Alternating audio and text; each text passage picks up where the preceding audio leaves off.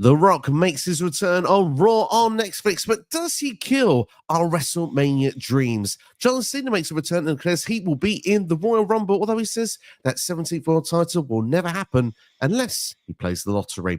CM Punk defeats Seth freaking Rollins. We've got a new women's world champion in Rhea Ripley defeating Liv Morgan. Jey Uso gets a victory over Drew McIntyre. And of course, Roman Reigns is the OTC. He is the Tribal Chief defeating Solo Sikoa in Tribal Combat. That is pretty much everything Raw condensed in less than a minute, but we're going to break it down for us. We're going to discuss the good, the bad, and potentially maybe some drones as well. NXT was in the hot seat with me. It's good to have you on board as always. And yeah, Raw on Netflix, a new era, a new beginning. And how was that new experience for you watching this 3-hour episode of Monday Night Raw? Yeah. I mean, yeah. Look, right. I was expecting all the bells and whistles, which is what exactly it delivered. A lot of bells and whistles. I still think there's a lot of production value things that they need to work out. Because it was still being produced like it was on cable TV. Because there'd be moments where it would just cut to black and then cut back in again, which I presume is where they do commercial breaks, possibly for wherever. Some countries may have this streaming. I don't know. It's really weird the way they've done it. Yeah. Look, put it this way. I was expecting a premium live event version. The scale of it delivered. I think the quality of the show in the matches, yeah, it was okay for most parts. But look, I expect next week's show to be very different. And like I said, I don't think we'll get nearly as many drone shots as we did, because it just felt like every 5 minutes we were cutting to drones flying around the stadium, and it was kind of like, okay. But I think that being on Netflix, it really, if you've never been to a live show before, it really opens your eyes as to what kind of happens when they go to commercial breaks, because essentially we're seeing all the stuff that we would never ever see during a commercial break. Like someone would come out for an entrance, then it would cut to a video package, and then it would cut back, and then all of a sudden the wrestler that just entered, their music would start playing again. And this is all sort of behind the curtain scene stuff that you don't see when you're watching it on TV. So I think next week's will be very different. And like I said, I think just the production value wise, they've got to work out a few of the bugs, but otherwise, thought it was really good. Dude, there's so many people on this show that it's kind of like, it's what you're expecting for this debut show, but I'm expecting next week's episode to be very, very different. Yeah, I mean, the thing is, I kind of agree with you. And Triple H himself has actually turned around and said that this show felt like a standalone show. I've had the opportunity to watch most of the, I want to say, the key moments of the post show as well. So I've seen Triple H's press conference part. I've seen CM Punk, Rhea Ripley, Roman Reigns as well. So I've got those to back me up also. Triple H just said that he looked at this as a standalone show almost, even though it's another episode of Monday Night Raw. It just happens to be now where about 283 million subscribers can click it on the touch of a button instead of tuning into the USA Network or the countries elsewhere they sort of had to find their destination. Now it's in one station. Everybody knows where it is. You have the opportunity to watch it live. If you're in a different time zone, like me over here, thankfully day off, I had the opportunity to watch this show earlier on today, so that's a blessing for myself, and obviously that gives me the opportunity to instantly catch up as well. I don't feel like I've missed out on anything, so that's all really, really good. However, I would agree with you, there are some things that need touching up on. The only thing I will say is, though, in response to that is, this obviously is week 1 on Netflix. I'm pretty sure the Raw on Netflix in December is going to look very different to the one we've seen last night, because like you say, there will be some kinks and some bugs and some things that need to iron out and work out. So I'm pretty sure what you saw last night may be different to later on, but I do love the point that you made. It's kind of like a peek behind what the live experience is like, because it is kind of like that. If you watch a video package, literally the whole arena goes dark and you end up watching this small screen of what everyone's watching at home. Then once that comes away, the lights come back on, the music kicks back in. So you bang on the money of exactly how it goes. So for people to actually get that peek behind the curtain, kind of was interesting. For me, I do feel that this show kind of was, again, it was what I expected it to be a little bit. I thought it was going to be like a reset show, because you could see some of the matches, they built up like a WrestleMania show. It felt like that type of level. PW Insider is actually quoting and saying that Rhea versus Liv and CM Punk versus Seth was actually penciled in for WrestleMania 41 before this as well. So it kind of gives an indication that that's how they built this up. But maybe with some of the feuds, they might be blown off, or they might be able to now hit the reset button for those certain superstars, give them new, fresh direction, new storylines that can kick in from, say, Royal Rumble season. But I agree with next week's show. That will go more into this ideology of storylines, further direction going forward. We didn't get so much of that in this show. And obviously, with this show, you're getting so many people checking out wrestling probably for the first time. We'll dive into that a little bit further with the opening of the show as well. But for people that aren't aware of what they're seeing, casual fans, first time viewers, WWE kind of trying to make sure that they kind of made you dip your toes into the water, let's say. They didn't just jump you right into the deep end of what can be WWE. And that can have its pros, but for diehard fans, that can have its cons as well.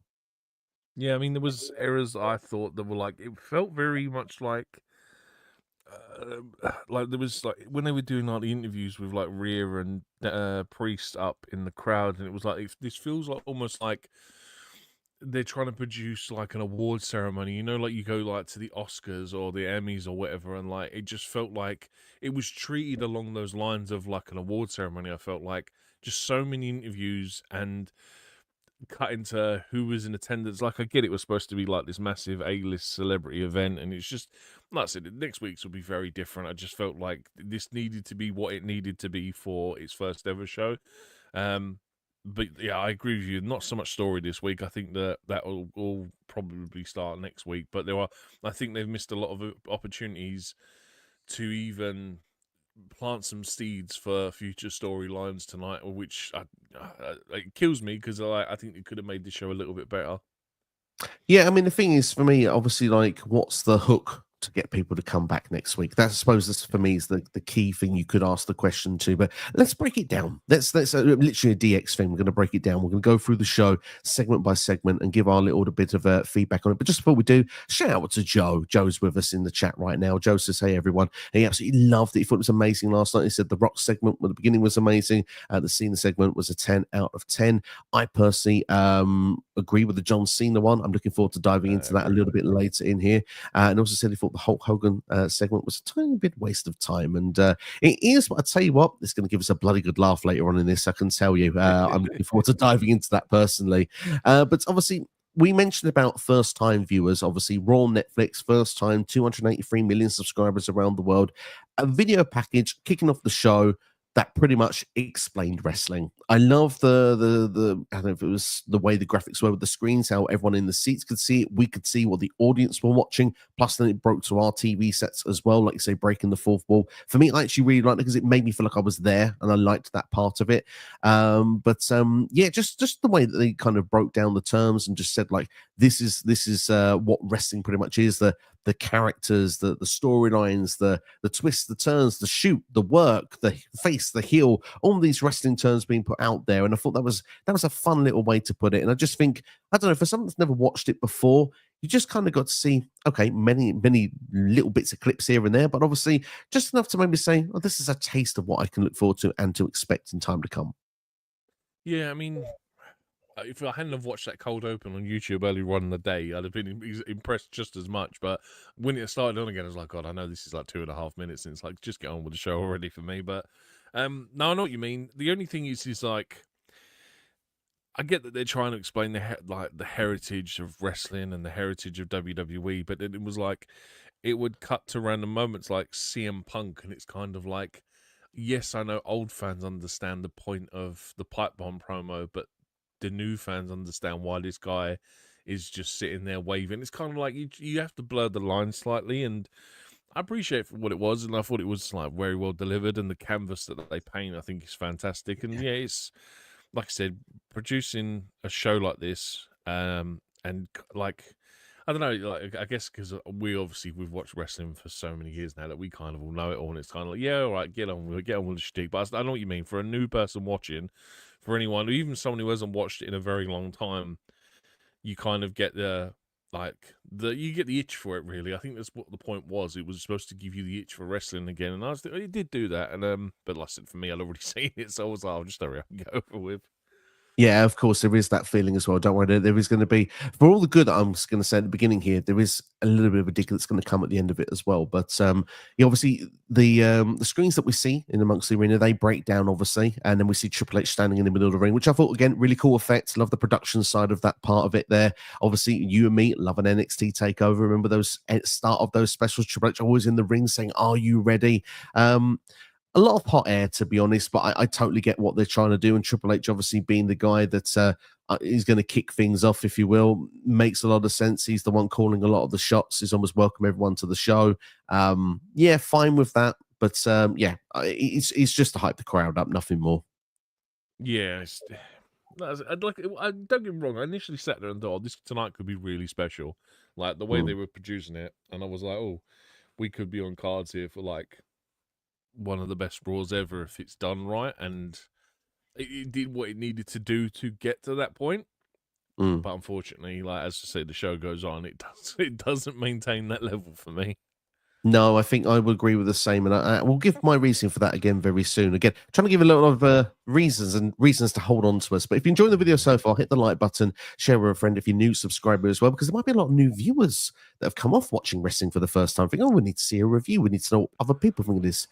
You might be watching this for the first time. Thank you for doing so. But let's go back into it then. Obviously, when we get The Rock as the first official part of the show, pretty much the notes really from this, of The Rock being out there for about 10 minutes, he said that he will go Squid Games on Netflix if he glitches during this segment. Thankfully, he didn't. He said that he'll be watching Tribal Combat, and Cody was sitting in the pretty much the front row, and he said that he was proud of Cody for carrying the company for the last 12 months. Told Cody to say hi to his mum, and he actually hugged Cody after the promo. I said about killing WrestleMania. We kind of got The Rock back as the executive Rock and not the final boss, and obviously that will come into more detail as well, even further after Tribal Combat. But I just felt a little bit with, after everything The Rock and Cody done last year, they created magic. They created some of the best segments of Raw last year. That build to WrestleMania 40 was electric because of it. I understand there are rumors going around that The Rock will not be at WrestleMania this year in Vegas. Now, this may prove to be the case by doing what they've done here. Whether he is or isn't, for me, will class irrelevant, though. Did they need to close off this storyline? Because I felt like there was money on the table for a Cody versus Rock match, and by doing that, they've kind of taken it away.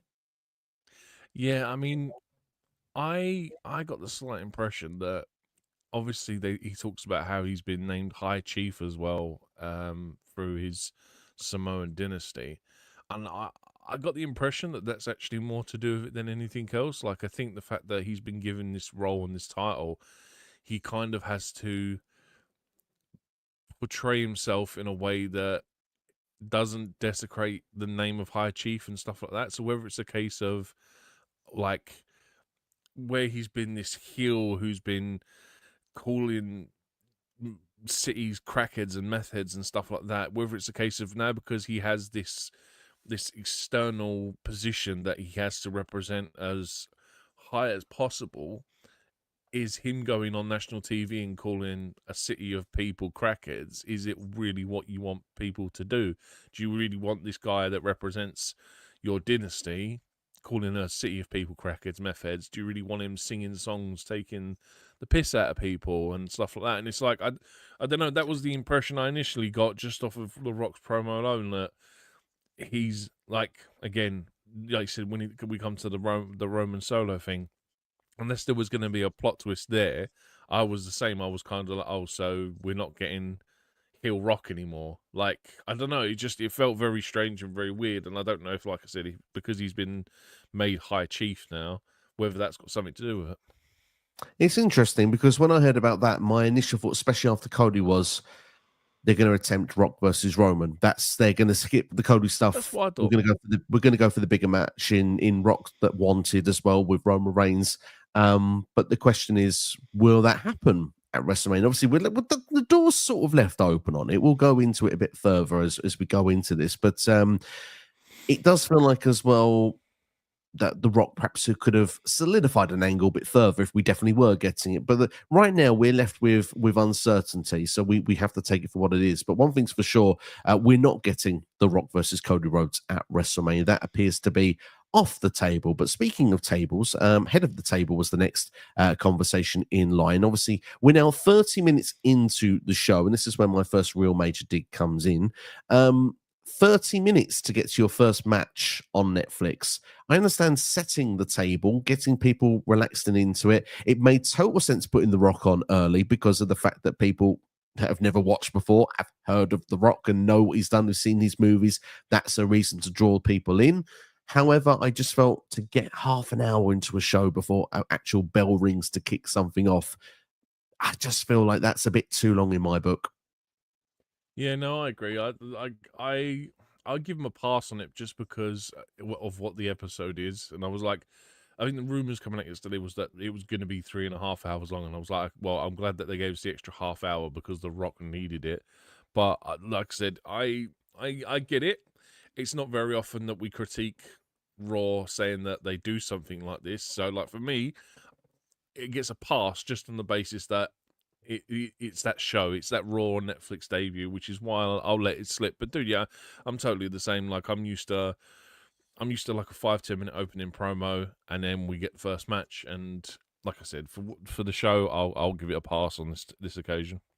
Absolutely. Well, let's dive into it then. Tribal combat, then obviously between Roman Reigns and Solo Sikoa. Solo, I mean, kind of a theme with some of the matches. I don't really felt like there was a lot of emotion involved with some of the wrestlers involved in this show. And Solo pretty much smack talking Roman after a while, telling him that he loved him, said he always has. And he's proven it to Roman on many occasions. But the fact is that Roman doesn't love him back. Solo had Roman pinned in the corner with a kendo stick in mouth when this emotion arguably got the better of Solo. And that's when Roman managed to reverse things and do a last ride, or effectively a power bomb to Solo through a table that was set up in the middle of the ring. Obviously, no rules when it comes to tribal combat, and of course it was a 2 count, but the ref was pulled out of the ring by one Tama Tonga. This led to Jacob Fatu also getting involved in the match here. I thought the point of tribal combat was that no one else was supposed to get involved, but go figure. Anyway, we kind of get Roman beaten down 3-on-1. Jacob Fatu again showing how amazing he is, especially with that moonsault. A guy that size should not be able to do that. Roman, though, kicks out, obviously, at the 2 count. This is when we see Sammy and Jimmy Uso come out to make the save. Felt like it took them long enough to get to the ring, to be fair. Roman felt like he had no friends for a while. But they turned the odds around. It ended up being 3-on-1 on Solo Sikoa. But this time, it was Solo that would actually kick out of a spear. We then got Sammy and Jimmy, Jacob and Tama fighting to the back. So that left them just Roman and Solo once again in ring. This was then the turn for Kevin Owens to get involved, hit a stunner on Roman Reigns, but wasn't enough to put him away. So KO went to go for that package pile driver, but once again, Cody makes the save for Roman. Comes out and attacks Kevin Owens. Them two go fighting through the crowd and go to the back. Roman then ducks the spike one more time, hits Solo for a spear, and obviously that's when Roman is declared as the OTC. And just as he's about to have the Ulafala put around his neck by Paul Heyman, this is the point where we see a glorious camera shot of The Rock making a return to ringside. And instead of setting something up for WrestleMania, which a part of me had a moment thinking maybe it could happen, just because, you know, Roman had his finger up in the air. You saw Heyman and Rock kind of look at each other. I just thought myself, go on. Please, Heyman, align with The Rock. Please just hit a rock bottom. Turn Roman around. Just now we've said all this stuff that, you know, The Rock is his chief status, say that he's going to challenge for this table spot. But instead, it was simply just a hug, a handshake, and a sign of respect, which I guess in a way, if I'm going to try and look at it from the other side, the diehard wrestling fan wants to see the angle play out and say, right, we're setting up the match for WrestleMania. On the other side, Roman Reigns, obviously the biggest star in WWE from a diehard wrestling fan point of view, you could argue. From a first-time viewer that has seen a lot of Rock movies, with The Rock endorsing someone in his family in Roman Reigns, who's arguably WWE's top star, all of a sudden these viewers now learn that this is the top star. This is someone The Rock is putting faith in. Therefore, it's probably a good move that they've played that here, and they can play out an execution of a turn at a later date if they're going to. How was your feelings with Tribal Combat, and what was your thoughts with the Fallout? I mean, it's overbooked mess as usual. The match in itself it's entertaining. It's kind of like I was shocked that it was the opening match in itself anyway. But I'm like, if you're going to start off explosive, sure, why not do the one match that's going to have two people wailing chairs on each other for about 5 minutes and using weapons and all that kind of stuff. I thought it was really good. Like, it done. Like I said, I was expecting the Rock at the end to turn on Roman, but the points you've made there kind of make it sound like, right, yeah, for any old returning fan, it makes a lot of sense that they have to understand that this is the Rock's replacement in WWE more than anything. Just again, I was just the fact that there's still, like, again, we was expect we talked about this last week when we did a preview of this, and I was like, I'm expecting some inkling of a WrestleMania card to come out after this show, and I didn't really get anything from this show that says, oh, this match is going to happen at WrestleMania. And I think, like I said, if Rock's not going to be there, cool, fine, I understand why they haven't done it, but I don't know, like, I was just expecting it. Like, so he comes out, he praises Cody at the start with, and then we get nothing. Like, and the way that the production produced it as well, like, there'd be times where the camera was just on Paul and Roman, and Rock was off screen, and I'm like, okay, he's gonna rock bottom him here. He's gonna do something. He's gonna attack him, and I was like, oh. And I just did feel they've really missed. Like I said, it's a match that I predicted for WrestleMania this year, and I'm gonna be upset that we don't get it, because it's kind of like it's been teased for the longest point. And do you know, we've done a video before on matches that WWE have failed to pull the trigger on. And at this point, it's getting to that as well, where I think that Roman Rock is never going to happen. But otherwise, yeah, Roman Reigns winning. He's the new tribal chief. Well, he is the one and only tribal chief. I don't know what this means for him going forward. Like, again, with everything that happens at the end of this show, I don't know even. I haven't got a clue what Roman's plans are for WrestleMania. I mean, I know he's coming. He's going to be back on Raw. I think it's the last Monday in January for Tribal Celebration. And Rock's going to be on NXT tonight. So, again, I don't know, unless Rock's planning on facing someone from NXT at WrestleMania, I don't know. But otherwise, it was all right, man. I just, like I said, without that inkling of the Rock still being a heel again, which is why I go back to this whole Tribal Chief title that he's got. I don't know if it's a case of he's not going to be doing that anymore, but dude, I think your point is probably the fairest one, where you said that this is Roman Reigns, he's my cousin, he's the guy that's essentially replaced me as this top star in WWE. You missed that. There's also another question I could throw in your direction just before I give my take on the match and everything. Obviously, last year they discussed about the idea of The Rock returning on day one of the year 2024, and that was when they put the feelers out for The Rock and Roman Reigns. Is there a scenario where they went, well, hang on, we made a sideward step last year because we thought that's what people wanted. It wasn't what people wanted. They wanted Cody to finish the story. He went on to finish the story. It was the right move to not do their match here. Now, all of a sudden, there's discussion this year. What's Roman Reigns going to do at WrestleMania? Is he going to go for Cody again? Is there going to be a favor called from CM Punk to Paul Heyman? Is that what it's going to be, CM Punk and Roman Reigns? That was a really popular short that was going viral after Survivor Series, when Roman stopped CM Punk going out the cage to join War Games. Is it a case of The Rock saying, look, is it the right time to do this match? Maybe we put me in front of the audience, we put me next to Roman, but we don't execute nothing because we want to see how people react. Possibly, but the point is, I think you've missed the biggest opportunity to pull the trigger on it, because this is going to feel exactly like last year when they took Cody away from us, and it had to come down to the crowds wanting Cody to come back for Cody to be reinstated, and it's going to be exactly the same as that. You're going to get to the point where maybe Chamber or whatever, that you're going to get like, if they do decide to pull the trigger on it and go with Rock Roman, like I said, from a story point telling aspect, you've missed your biggest opportunity not doing it last night. And I think that's going to be the biggest downfall in the story, is that you should have done it on this show, and instead you're going to end up waiting, I don't know, Royal Rumble, Chamber, whenever, before you finally pull the trigger. Whether it's in like the Rumble match or something, I don't know. Like, at this minute, I presume Roman's going to be in the Royal Rumble. If Rock's in there as well, that may be it. They may get a second opportunity, a second stab at starting this story and starting this match at WrestleMania. But if they don't, like I said, if they do end up doing it, and there's not a bigger opportunity than last night, it's dropped the ball for me. Excuse me. Yeah, I understand. I mean, the thing is the numbers of Netflix going to be high enough again to make that same sort of impact? That's the question you could make. But as for the match itself, I quite enjoyed it. I agree with the hot mess Yeah. kind of idea. I didn't expect all the interference, but I feel like they tried to recreate, the I end of thought the WrestleMania KO one was 14. great. Sorry? I thought Kevin Owens' interference was great because it teased more that whole faction that we'd been talking about for ages of Drew, KO, and Seth. And I just that was the one, like, the best part about it was that KO interrupted. I thought that was fantastic. I thought it was fantastic. It was probably my favorite part of the match as well. Like you say, KO really wants Roman to be taken down. The fact as well that Sami Zayn a few moments earlier had made the save for Roman as well. Yeah. They're going to come back to that at some point. It's a question of when, not if. So that's also a fun little nugget as well. I know we've seen it a million times before, but I could happily watch it a million more.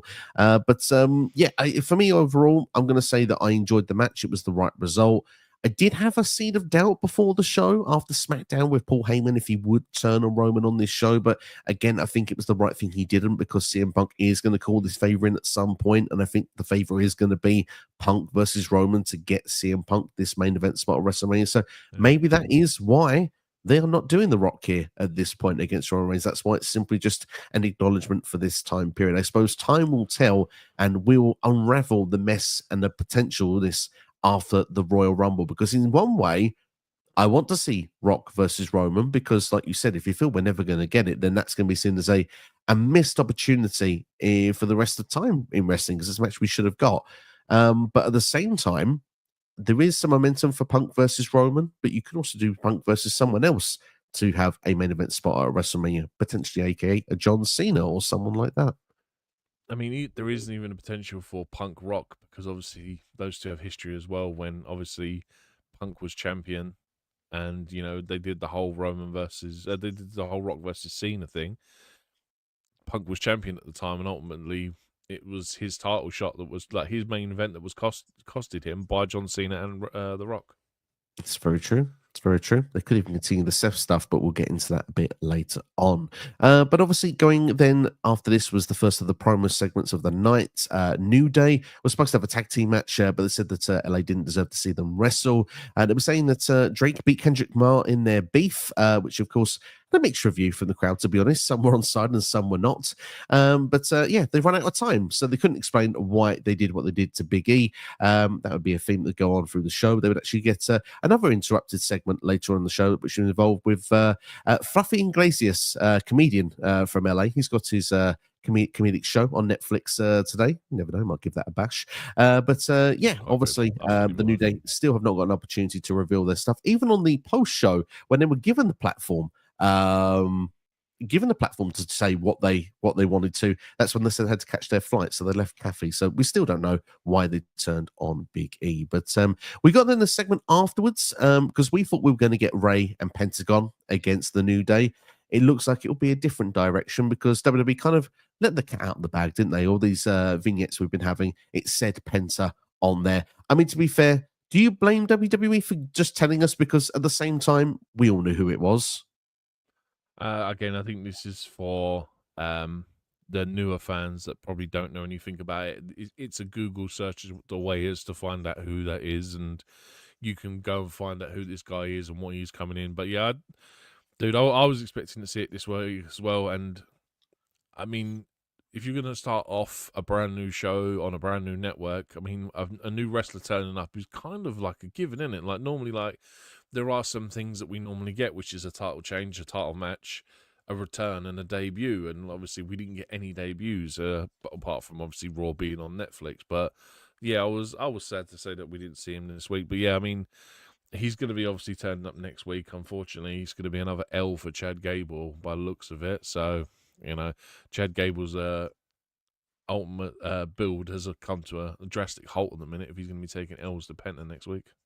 What a match it's going to be, though. Pentagon versus Chad Gable. I mean, yeah, you don't need many. I mean, Triple H even in the post show said, "Look, you all know who it is, right? It's a given who's going to be facing Chad Gable. We don't need to insult your intelligence here without saying the name. So yeah, it's we know it's going to be Pentagon next week. So it's no spoilers from us. Dorado. Could you imagine? Could you imagine? I want to see the El Conquistador. It's been many years since I've seen him. I'd like to see. But you never know. Dan the Man Williams in the house. He's actually a pro wrestler these days. For those that have been following the channel for a long time, Dan will be joining us at some point during the month. Dan, I need to get in touch with you, by the way, regarding that. Obviously, he's going to give us a bit of insight from a pro wrestler standpoint when it comes to some of these topics. We look forward to getting some of his insights on everything. But hasn't seen the show yet, but he's heard it is good. So we're going through the good, the bad, and well, the stuff on Netflix, pretty much. That's what we're doing. And we got some ups and downs, I suppose, is the fair way to put it from our review so far. And I think that may continue as we go on. But we will go on to the next part. And obviously, we'll try and keep this brief because I think everybody's going to feel the same. The Royal Rumble has been announced for 2026. Will be taking place in Riyadh, Saudi Arabia. From a crowd, the thing is, I don't begrudge anyone really getting a show. Look, they go to Saudi twice a year. It's what it is. I've kind of got to the point where, whether you like it or you don't, I'm used to it. And I will watch it. It's what it is. I'm a fan of wrestling.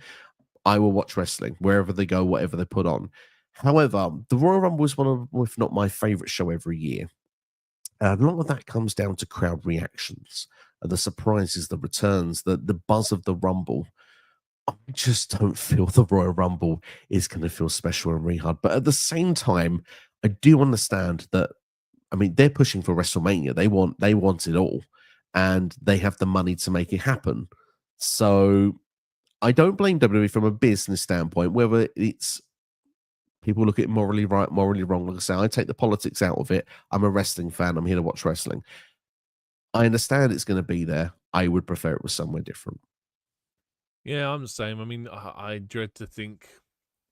Like, I think the women's rumble is going to be an absolute nightmare because you got to think they have to wear them full body suits, and you're going to be doing that for an hour in Saudi Arabia. Mate, all right, it's January. Oh no, in January, so that's their summer as well.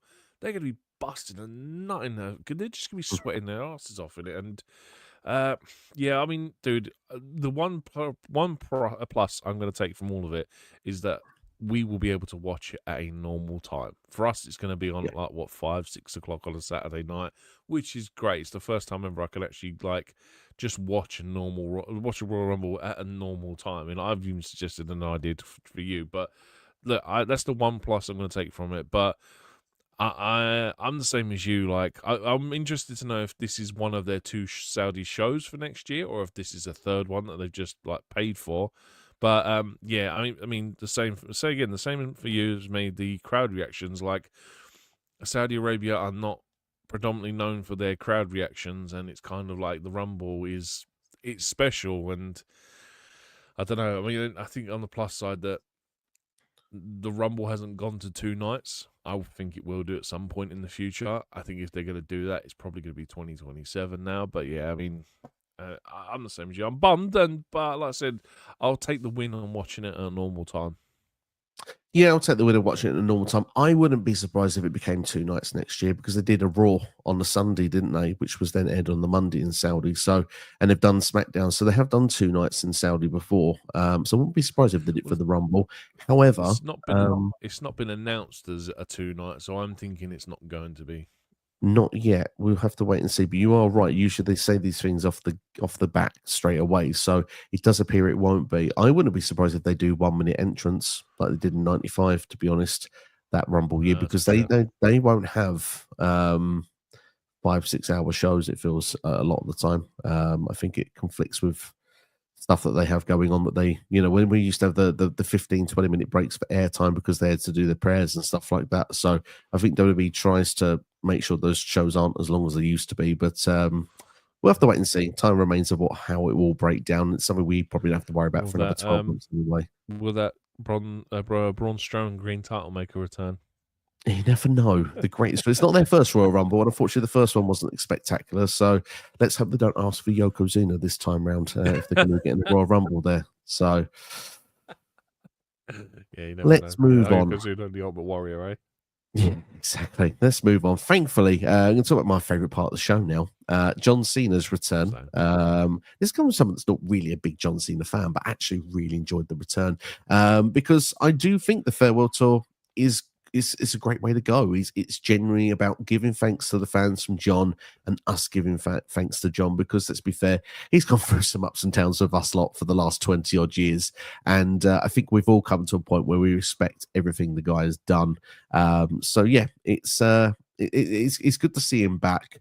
I like the angle they went with this, rather than simply saying, I'm coming back to win the 17th world title. It's like, well, actually, I've not won a match in like 2,400 days. So I haven't earned my way to just go into the main event. It wouldn't be fair to the locker room back there. It's not fair to all of you, and I can't call and demand everything. So, yeah, it's never going to happen. And obviously, the fans started booing. It's like, well, yeah, I understand. Okay, I'm in WWE. I shouldn't say the word never. Oh, well, it's going to be a miracle. It's like you have to play the lottery. To get this. Like, I suppose that there is like Money in the Bank, and there is Elimination Chamber, or possibly even the Rumble.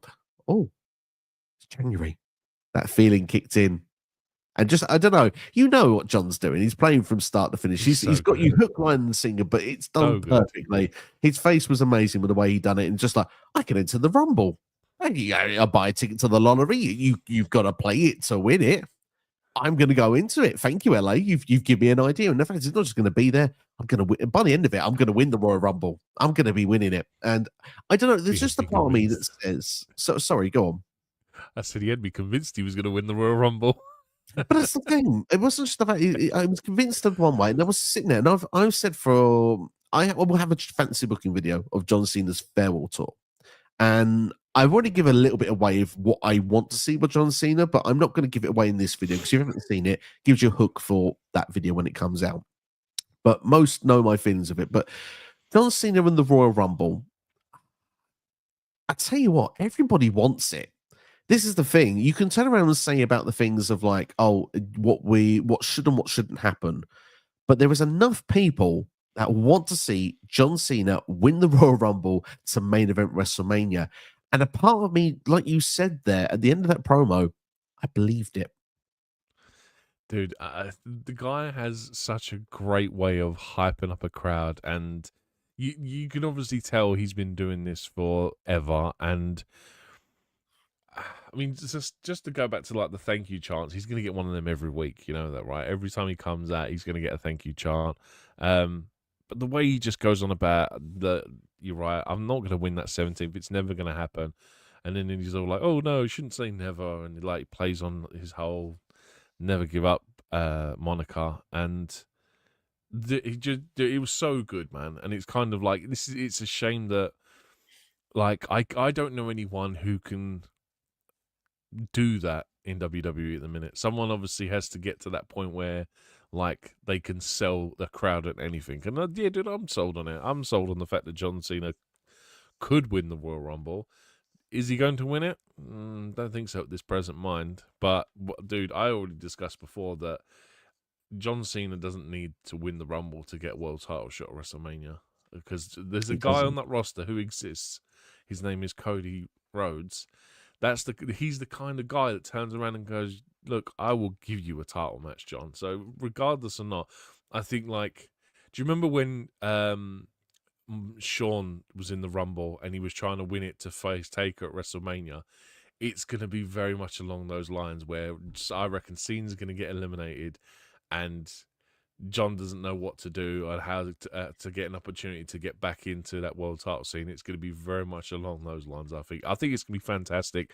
I think they're going to do a super, like the video package alone before John Cena has an attempt at a 17th world title, I think is going to be such a storytelling experience. It's exactly what I want to see happen, by the way, what you just said. The Shawn Michaels reference of 2010 is exactly what I want to see. I want to see the heartbreak in John Cena's eyes when he sits there and he's not won the Rumble. I just think for me that's amazing, because it's almost like then, I still haven't won a match, have I? And then this ideology kicks in. How do we even get? Because John Cena had this a few years ago as well. I think it was WrestleMania 34. How do we even get onto WrestleMania? Like that also could be a part of a story that he has to work his way through to before trying to get through to the chamber or trying to find a way.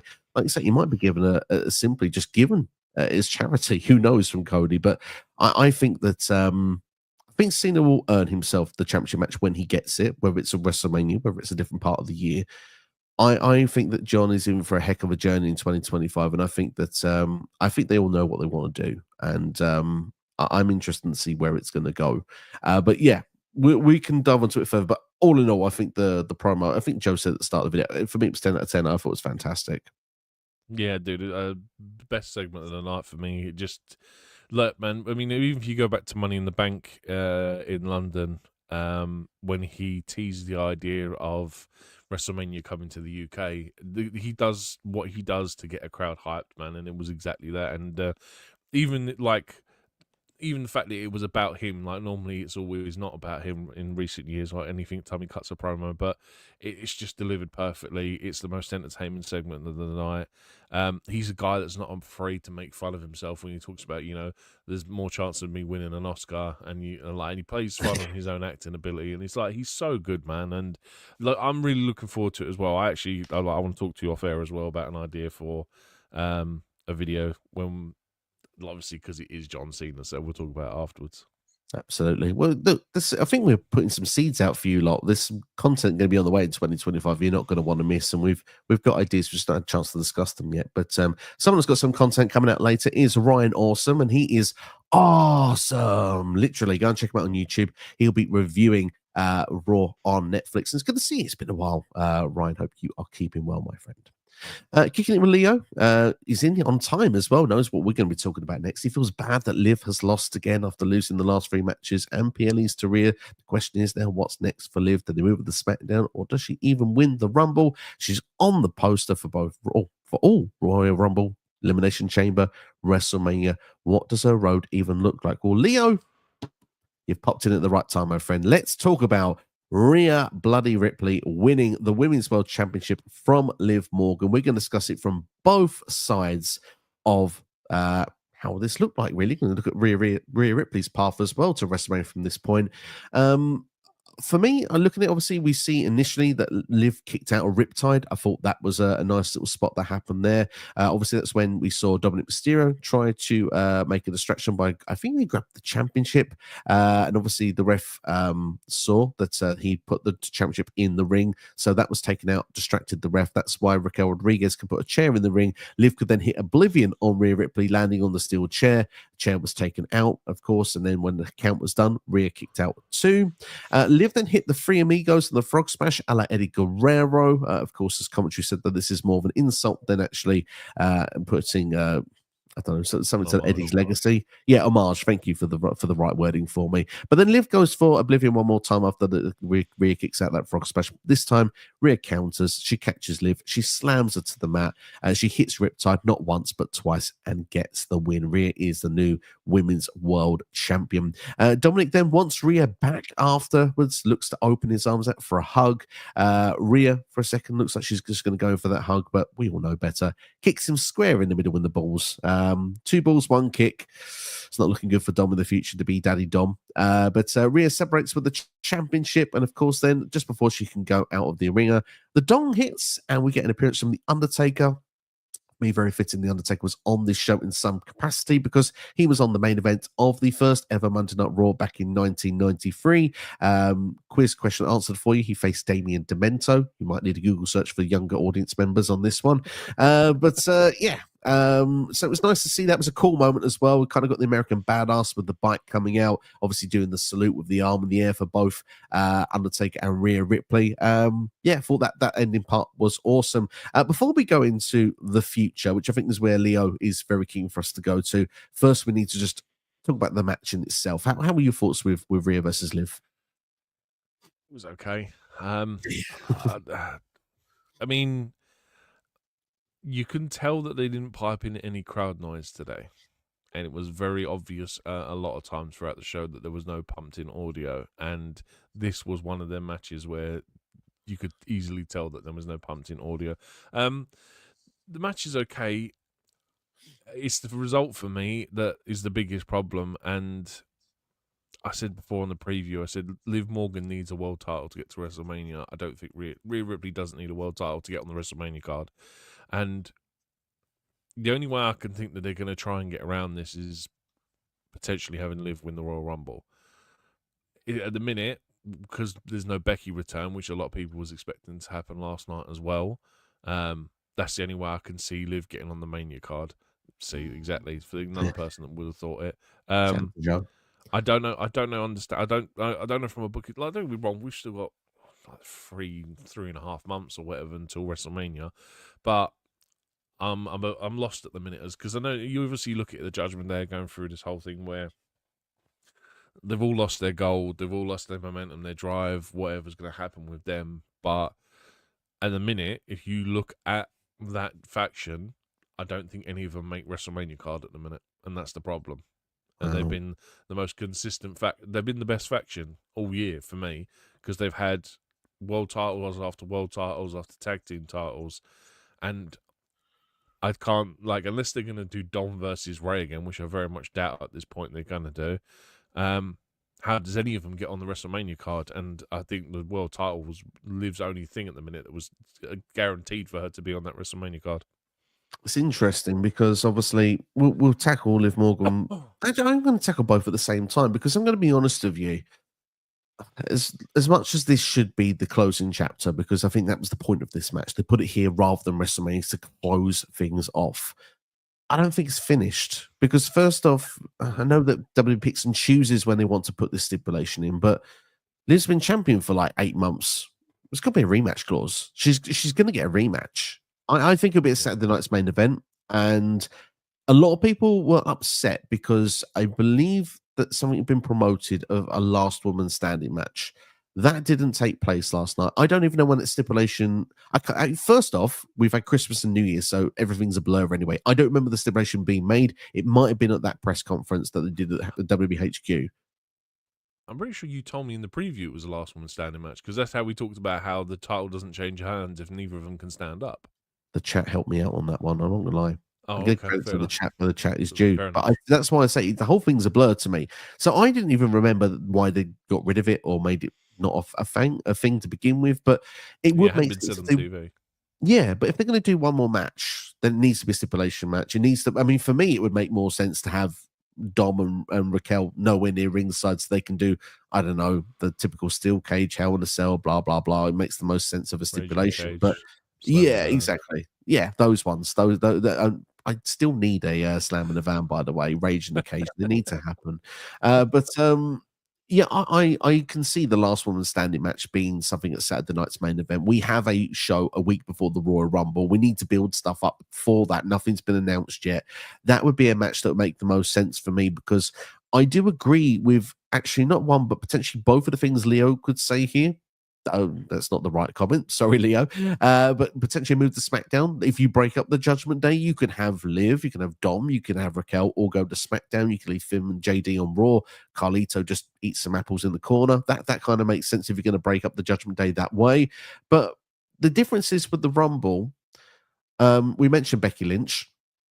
I think Becky's winning the Rumble. That's my current prediction. I think that's where she's going to return. It is the first premium live event on Netflix for everyone outside of the United States, which is 80% of the world that is going to be able to see on Netflix. So I think they're going to go all in, if you will. Pardon the pun for that. Yeah, I think Becky wins that. But I do feel that Liv will find a way to make this match a triple threat match at WrestleMania, because I think Becky will go for Rhea one more time. And I think Liv will win the Chamber. And I think instead of having the opportunity to have a championship match at WrestleMania, I think she's going to intervene and not take Tiffany Stratton as a match. She's going to try and get involved on Rhea and Becky, because say, for example, now for Liv Morgan, she took everything away from Rhea. I think her path to WrestleMania is going to be that she's going to lose everything around her now. Not necessarily Dominic Mysterio. I think he'll go along, but the fact that he wanted to go back to Rhea could mean that Liv will just want to ditch him completely anyway. I wouldn't be surprised. The fact that she breaks away from the Judgment Day, because her and Finn have been arguing for weeks anyway as well, especially if Finn loses next week to Damian Priest. We'll talk about that later. So if we get the breakup of the Judgment Day and Liv is left to do her own stuff with Raquel, she can feel she's lost everything herself, and she needs to get her way and find a way to wrestle. She was this close to getting to WrestleMania as champion. She needs to find a way to get there. Becky Lynch has a problem with Liv Morgan as well. This is why, actually, in a way, maybe I prefer Liv to win the Rumble. Screw Becky in the Rumble. Becky wins the Chamber and then finds a way in that way. because there is beef all round with those three people. And I know it continues the story a bit further on, but Liv deserves to be in a WrestleMania match at this point. And to be honest, she's been the bridesmaid for so long. They call her 2024 Superstar of the Year. She's put herself in the situation where she's recognized as a champion. So I think she's someone that I don't think a WrestleMania dream or bubble has burst just yet. Yeah, exactly. I mean, dude, that's in the preview that it's kind of been 2 years in the working for Liv to win the Rumble. Like, yeah, coming runner up, doing the distance with Rhea. She's ultimately destined to win that Rumble. Whether it's this year or not is another thing. But yeah, I mean, I know what you mean. These three are kind of intertwined together. It's how they do it creatively. Because at the minute, I find it very hard. Unless it's this case of that Liv is owed the rematch, Becky wins the Rumble. They both want the shot against Rhea at Mania. Becky then has to fight Liv, possibly at Chamber. That ends in a no contest or a screwy finish, which is how we then get all three of them in a triple threat, maybe. I don't know. Like, those two have a number one contenders match for it. And then that's how we get it. I don't know, man. But, I mean, yeah, it's a crime if Liv doesn't make that WrestleMania card because she's been champion for she was champion for over 8 months. And, like I said at the minute, unless something's done about it, I can't see any of them on that faction getting on that card. No, which is interesting. At this point, I always feel like it's most likely they face each other if they're going to get on that card. But yeah, I think Rhea versus Becky is going to be the initial direction they're going to push forward. I think Liv is going to have to find her way in. But I think she will find a way in, if I'm being brutally honest. Because it does feel like the most heel thing in the world. Say they did a contract signing for Rhea versus Becky for WrestleMania, for example. So they didn't do a screwy finish on the PLE, which they could do. They definitely could do that. But then Liv does what Shawn Michaels did to He Who Shouldn't Be Named 20 years ago and sticks the name on the contract. All of a sudden, you've got an extra name on that contract. The ink is dry, and all of a sudden, Liv's got herself a title match at WrestleMania, and they have to make it a triple threat. There you go. So if you go by the way I had it, Becky wins Rumble. Those two have a match at Chamber. Make that a last women's standing match. Neither of them can get up by the count of 10. It's technically classed as a draw. Both of them are then entitled to go into the triple threat at Mania. There you go. There you go. Leo, that's how we booked it. Let us know where you do it, fella. We'd like to know your thoughts in the comments. But and anyone else that's watching as well, feel free to get involved. But maybe someone else could be coming over to Monday Night Raw. Bailey was having discussion with Adam Pearce. That would be that transfer window that will never start. I'm looking forward to when the transfer window actually kicks in properly. I think you do it over one night, 1 week, or is it just something that just teasing that's never going to happen? Maybe it's dropped like a last woman standing stipulation. Who knows? But anyway, we mentioned about Adam Pearce and Chad Gable already. Luchador next week. Insert Penta. We look forward to that. Then Karrion Kross tricks Miz into teaming up with him to go against the White Six. And the Miz also was given some beef against John Cena. Maybe they'll run that back in 2025. That's a match everyone wants to see on John Cena's retirement tour, isn't it? No. Did you see the Dust Bowl? Yeah, absolutely. Obviously, then we learned The Rock will be on NXT tonight. Looking forward to that. Yeah, that should be really good. I mean, dude, NXT's been the show of the year for me, so I won't lie. I'm more excited to watch NXT tonight than I am about Raw last night because, dude, Ooh. Trick Williams versus Eddie Thorpe versus Obafemi for that championship, and Roxanne Perez versus Julia for that women's championship. Going to be a great show on NXT tonight. Yeah, I'm really looking forward to it. Obviously, I've put a short out of predictions, so if you haven't seen it, do so at the end of this video. I would appreciate it if you haven't already.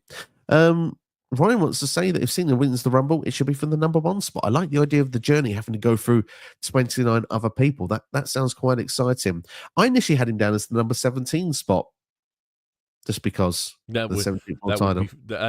would be ironically funny. But as long as Joe Hendry's number 2, I'm okay with it. Yes. Cena and Hendry. I'd like that.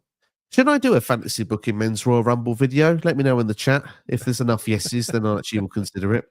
There's a lot of effort to do it if no one actually really wants it.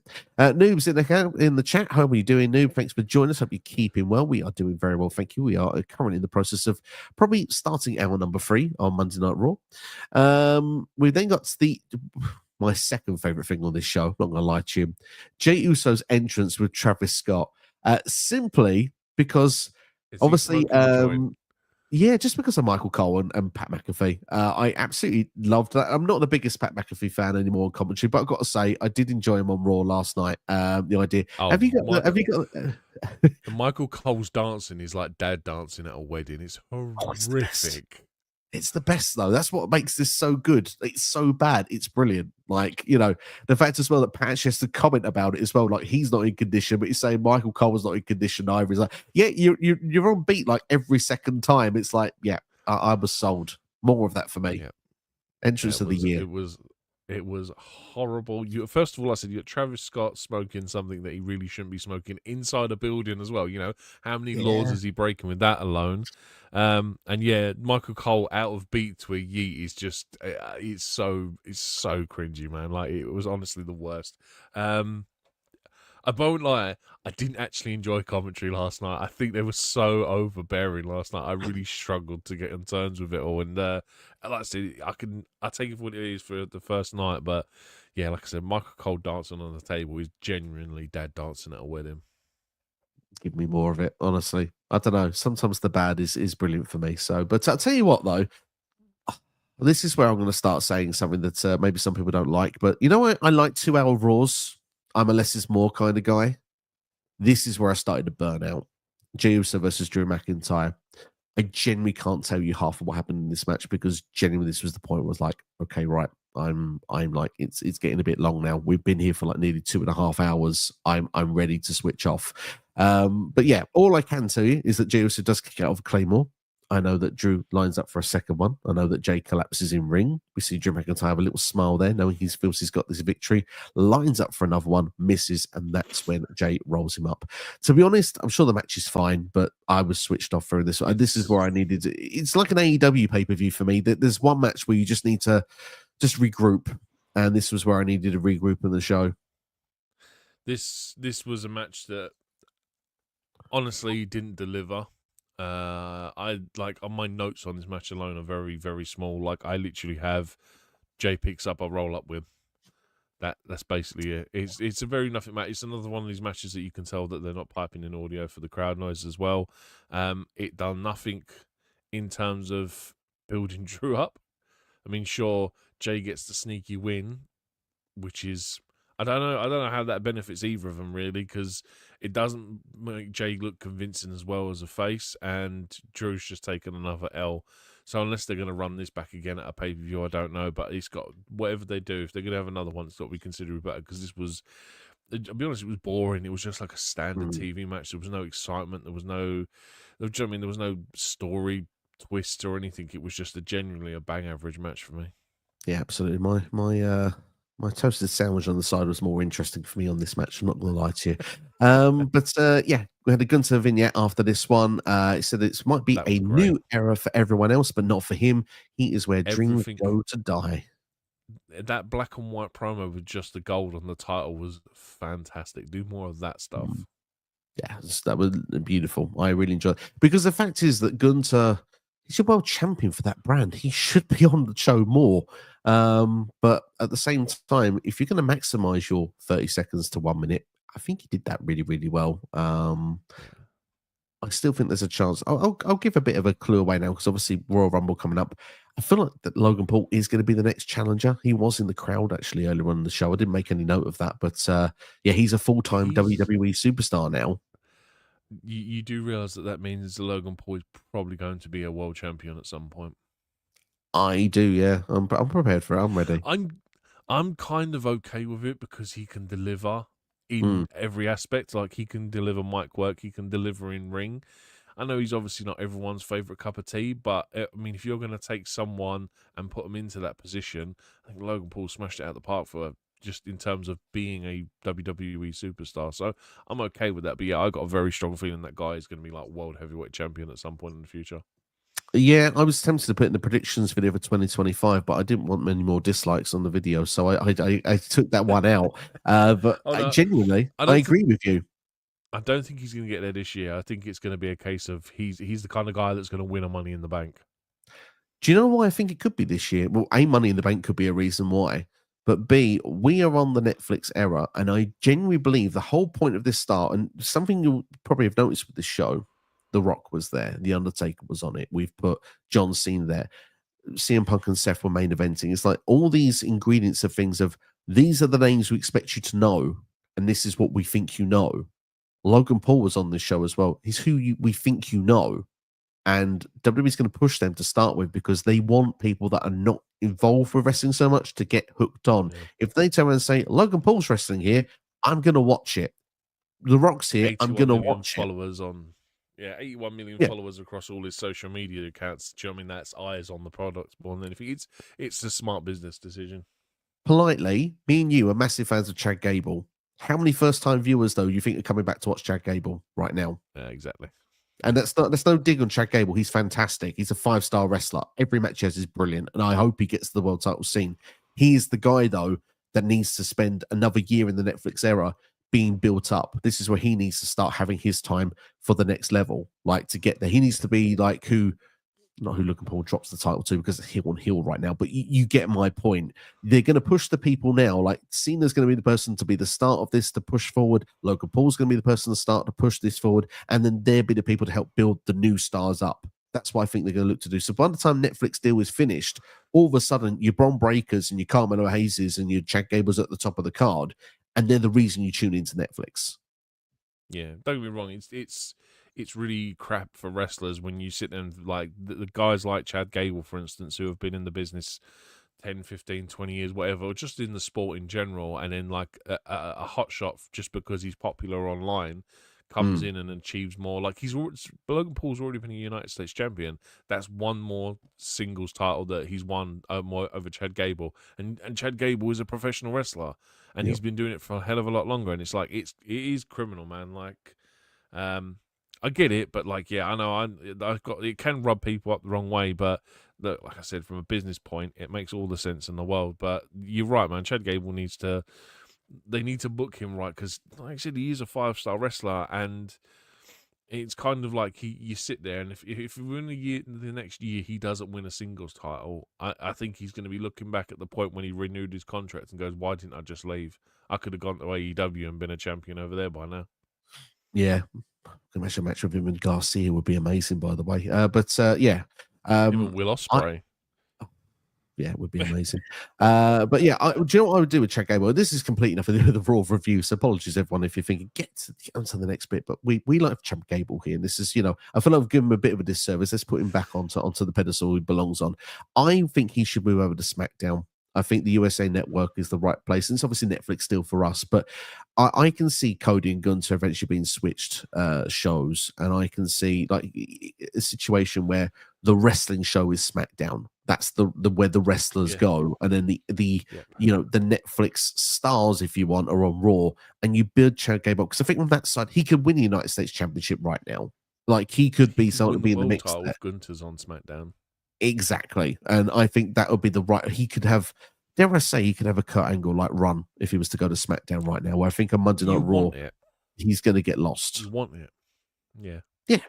I desperately want it. I want to see Chad Gable do well. But Logan Paul, I agree with you. He's got world champion written on him. And it will happen at some point, whether it's 2025 or 26, because it's name value and it's going to get more people checking out the product, whether people like it or not. And plus, people generally don't like him. So that way, gave us heat. He's doing his job well in that sense. Anyway, we'll move on. Speaking of people that are getting a bit of heat, Hulk Hogan didn't get a very good reception, did he? Another one of my favorite parts of the show, just because of the fact he felt genuinely surprised. Hogan, have you not? You must know by now that people. The initial pop when his music starts playing, I was like, okay, this won't be as bad as I thought it was. And then as soon as the boos started pouring out, I was like, oh my God, hurry up. And he was out there. And the best part was, the funniest part is when right at the end, when he walks away with his tail between his legs, because he hasn't ripped the t-shirt off properly, it's draped around him like a toddler that's pulled their underwear down to their ankles and is trying to walk away really quickly. That's what I looked like. I was dying. I was like, oh my God. WWE will never learn to not bring that guy back. Like, I'm sorry, but you're appealing to the wrong generation trying to bring Hulk Hogan back to bring in some fans. I mean, like, obviously, I know his Real American Beer is now a Matt sponsor, but you didn't need to have this guy because like even WWE haven't put it up on the socials or anything. They've not put nothing out of it. They've like quietly just left it on that episode and not said anything else about it. On a post show, it was like, yeah, he was here, and that was it. They didn't show like they were showing like clips of actual bits happening, but it's just yeah, he's here. A couple of still images. So We'll talk funny. over the top of it.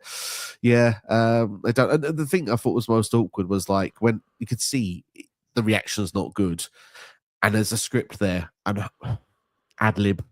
Don't do what you don't say it. Don't say it.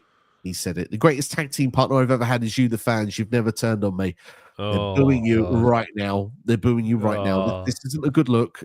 And if you can ever bring him back, because I agree with you, this shouldn't. Look, it's never going to improve now. Unfortunately, what's done is done. But if you are going to bring him back as a bloody heel, because then at least if he's booed, there's purpose out of the segment. It's like having Logan Paul. They're obviously different feelings, but some people don't like Logan Paul. Some people don't like Hulk Hogan. I'm not making comparisons of the two, but I'm comparisons of Logan Paul as a heel. So when he's booed on TV because people don't like him, it comes over that he's got heat. It works. When Hogan comes out and he's still wearing the red and yellow instead of wearing the NWO stuff, it could work a lot better. That's all I'm saying. It could work better. If he's going to be booed when he's supposed to be booed, it could work better. The best part is he tried dropping names like Macho Man and Andre to get a positive reaction, and they're just like, "No, boo, go away. We don't want you." It was so bad, man. Like I genuinely, I felt sorry for him because it's like, he's a human being at the end of the day. Until 17,000 people boot you, I'm sure it's gotta suck because they don't hate you because you're a wrestler. They hate you because who you are as a human being, and it's like, wow, that's got honestly be like. I say I feel sorry for him. I don't. Maybe he does deserve it, but it's like I can. If I was just a person in that position, having 17,000 people boot me, I'd feel like crap, man. I honestly, I'd never want to go back again. No. I wonder if that is the last time we've seen him because you could see he visibly was a bit shook from it as well. Oh, he looked pissed. Honestly, he looked like he was just angry at it. Yeah. So you got Jimmy Hart standing behind him trying to wave this flag, and just like Jimmy Hart's like, "What the hell was going on?" Yeah, so look, the USA thing worked in the 80s. Let's just wave the flag and hope for the best. And it's like, yeah, it's it's not worked. Well, I suppose we should move on just like they did. It's probably the best thing to do. So yeah, we have Rhea Rickton. She's had closure. They're winning against Liv Morgan. Damian Priest versus Finn Balor announced for next week in a street fight. Let's go through quick predictions for next week's Monday Night Raw. Do you have Priest or Balor? Priest most likely. I mean, that's one thing I actually do like is the new match card graphics. I think they're really good. Like the way they're all animated now, like the way that they have the actual animation. It feels very boxing-esque how they're producing the graphics now. But yeah, I'm having Priest win that. They claim this is going to be the end of that feud. We'll soon see. We'll soon see. I feel like Finn needs a win if that's going to end. So I don't see it ending personally this way. But I'll go for Priest as well. Get some momentum into the Royal Rumble. The breakup of the Judgment Day is imminent, in my personal opinion. We have Sheamus versus Ludwig Kaiser one more time. I'd say Ludwig Kaiser. I think they've got to start building that guy up, man, because he's got to start. If they're going to disattach him from Gunther, they need to start making him a name. And I think getting wins over Sheamus is a better result going forward than Sheamus beating him. I totally agree with you. I think that 2025 could be the breakout year of Ludwig Kaiser. I think there is a star in there, and he's proving it already with the TV time he's had breaking away from Gunther. I think he's going to win this feud. I think Ludwig Kaiser picks up the win, and we'll find him in the Royal Rumble. Luchador versus Chad Gable. First off, no guesses needed. Going to be Pentagon. That's going to be in there. Pentagon for the win. Dude. This isn't carrying cross. Penta's every debut always wins, so Penta's winning this one for me.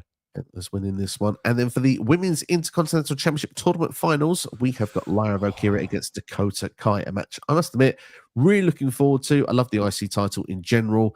And I want to know your prediction first. I want Dakota to win, but it's probably going to be Lyra.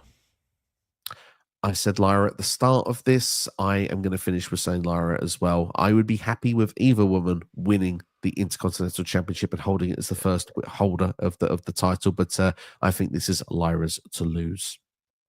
Yeah, with Chelsea winning that United States Championship, you can tell Lyra was going to win this one. It feels that way, doesn't it? Let's move on then in the meantime to CM Punk versus Seth freaking Rollins, the main event of this show. And Seth Rollins probably had the longest entrance in WWE history. That music must have gone on for about 10 minutes. This even rivaled a WrestleMania entrance from The Undertaker. But Seth, the motions got the better of him from the start. He was getting a bit physical with the ref. Calm down, Seth. It's just a referee. Love the new ref outfits, by the way. I thought that was a nice little touch, actually. Seth hits the GTS on CM Punk, and CM Punk falls to the outside to the floor. Again, the emotion carries on from Seth. He says that, look, I've hit your move, and they're singing my song to Punk.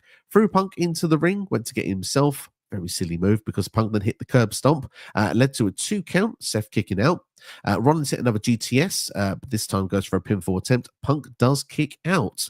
Rollins then hits a pedigree on the announcer's table and also one in ring. Again, does not get the job done. Rollins then goes for, with CM Punk up on the ropes, goes for a superplex into the Falcon Arrow. Hits the superplex, but instead of going for the Falcon Arrow, it is reversed. Punk hits the GTS to Rollins. And at that point, Rollins doesn't fall to the ground. He falls into the ropes and back onto Punk's shoulders. And then Punk hits another GTS for the win, with commentary saying, will Rollins get over this now they've had their match? What will be the reaction of Seth freaking Rollins? For me, this was a really good match. This is probably, I want to say it's my favorite match on the show just because it's the match I'm most interested in, but I still think that these two could do a lot more. I think this is the first of at least 3 matches we're going to get. I know that you have launched your TikTok and you have suggested on TikTok that this will go all the way to WrestleMania next year. Yeah, I'm put it this way. I'm glad this first match was here and not at Rumble, because I thought this was great. I thought that this was a great way to start a story, and like you said, a trifecta of matches, and this could build to something really special. And I think it's going to take more than 3 months, because it's going to take at some point, probably more likely Seth, to pick up a world title and give CM Punk something to chase, because we've had it in the promos previously that Punk doesn't want nothing to do with Seth. He's got nothing he wants. So if you want this match to go on again, you're going to need to put a title around Seth's waist, and that's how we're going to get a second and possibly a third. And I think if they can do that over the course of the next sort of 14 months, build to WrestleMania 42, I think that's a great way. And then we get that Seth Rollins CM Punk main event. I think it's going to I'm glad it was here, because I think if this had been a first match on a WrestleMania card, I think this would have kind of under-delivered for me. But as a TV match, I think this is great, and it's like a great way to start it, because now you're going to look at the downfall of Seth Rollins, losing to Punk. He now has to redesign himself, which means we may get a new iteration of Seth Rollins, no longer the visionary, maybe, I don't know, the retributionary, I don't know, someone who's like not necessarily the Messiah, as Ryan's put in there, but they need to bring in a new iteration of someone who is like, he needs to, his story for the next 14 months should be trying to get back at CM Punk and get that win back over him. And whether it's a case of Punk has a title, Seth has to enter the Rumble, win the Rumble, go to Mania next year, or whether it's Seth has a title and Punk has to chase him for it. But at some point, this needs to end with Seth Rollins beating CM Punk. And I think that if you're going to do it over the next 14 months, even if it's a case of you can keep these two separate, even though they tend to cross over on brands still, I think if you put one of them on Raw, one of them on SmackDown, keep them separated, revisit this again in 12 months' time at the Rumble, whenever. I'm looking forward to this. And like I said, I think this could be a really special main event of 42.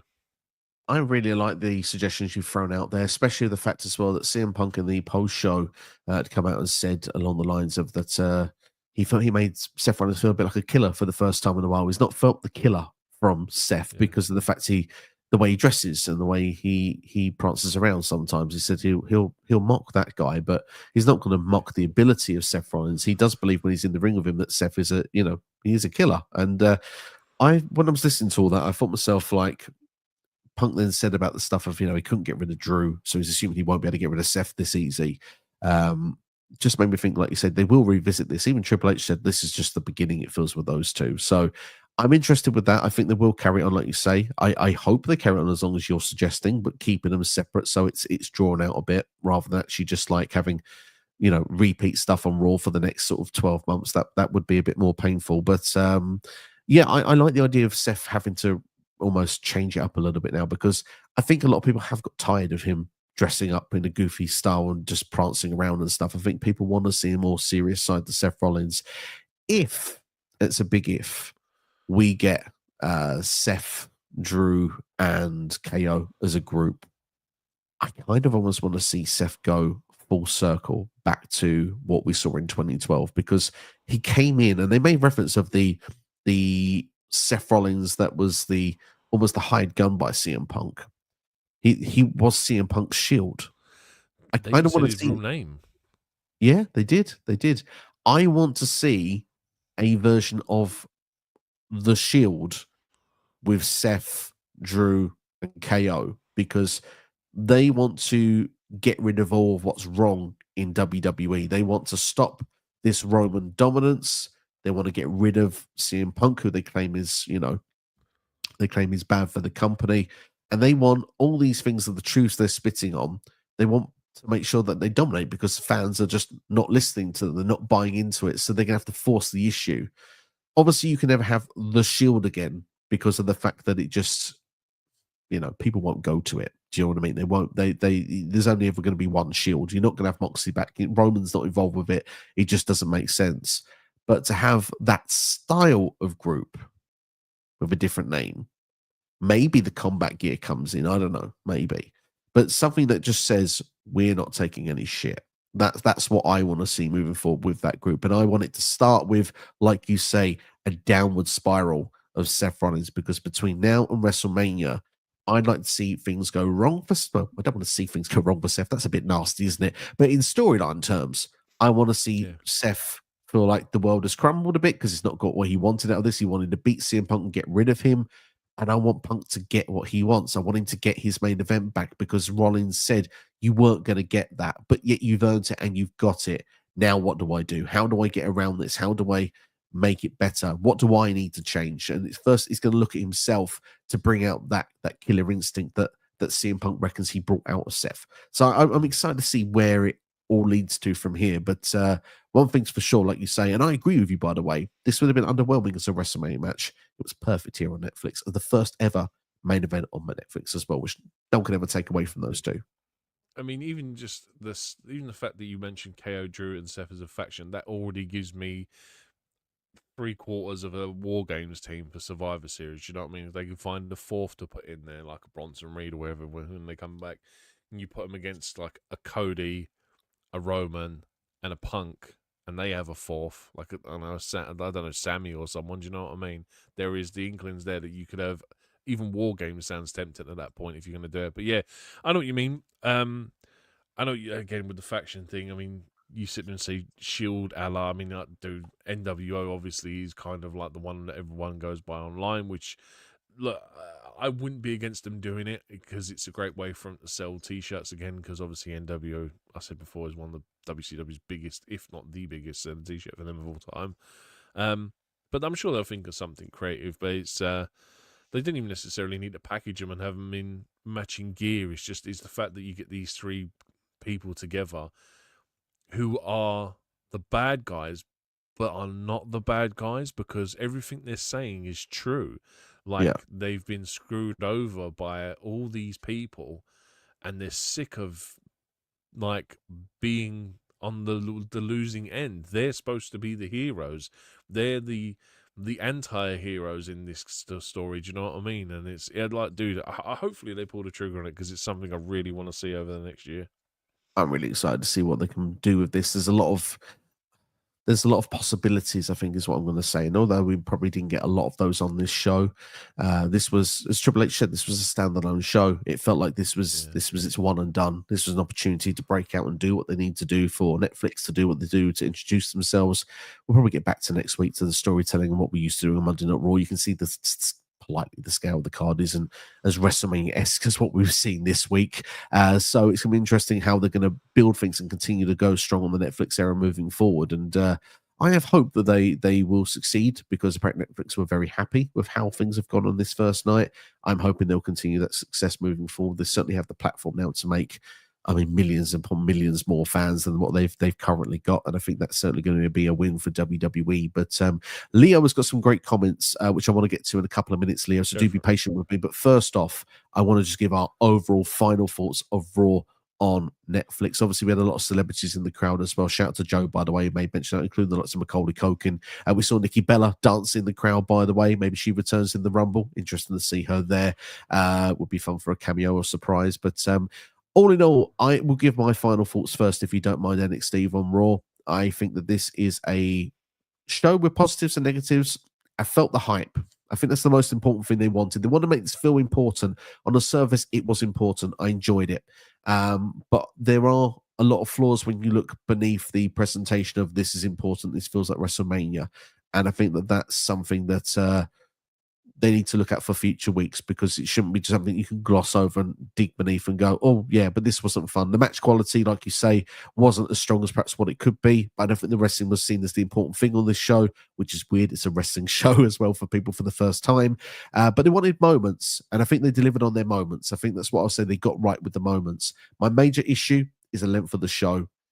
I understand this is a one off. I hope it's a one off. If Raw is 3 hours like this every single week, it's too long for someone of my demographic to keep consistently up to date with all the time. When you have family, you have work, you have other commitments, there's a lot of WWE TV to keep up with at the moment. 3.5 hour Raw, 3 hour SmackDown, 2 hour NXT. That's difficult on to keep up with on a regular basis unless you have that time off on those days or that ability. SmackDown's on a weekend when you have time with your family. Raw is on a Monday night, which obviously not my time zone as well, which is not fortunate for me. If you have work the next morning, it makes it quite difficult. So for me, I've been quite happy with that less is more attitude, where Raw was a 2 hour show. You got an hour and 20 minutes, hour and 30 minutes of wrestling. That for me was a perfect sweet spot. To have double on Netflix, if you don't have that sort of time, for me, I found it a bit of a struggle in places. I was looking forward at parts for the show ending, and that's not a good thing. I like when at the end of the show going, I could have done with more of that. I wanted more of that. I think for me, that's why I'm going to give a final rating of this show a 6.5 out of 10. Yeah, I mean, for all the bells and whistles, it delivers. But like you said, for a wrestling show, it doesn't. The fact that this show was 3.5 hours long and we got 4 matches, Yeah, and it's like they probably don't even take up an hour and a half of the show, and it's kind of like, so you telling me we had 2 hours of filler, really? So yeah, that's one thing they definitely need to work on. But like I said, I take it for what it is for a debut show, and like the initial presentation. Obviously, there is I take on there are loads of pluses. Like for instance, I had no problem streaming it. It was in HD quality the whole time.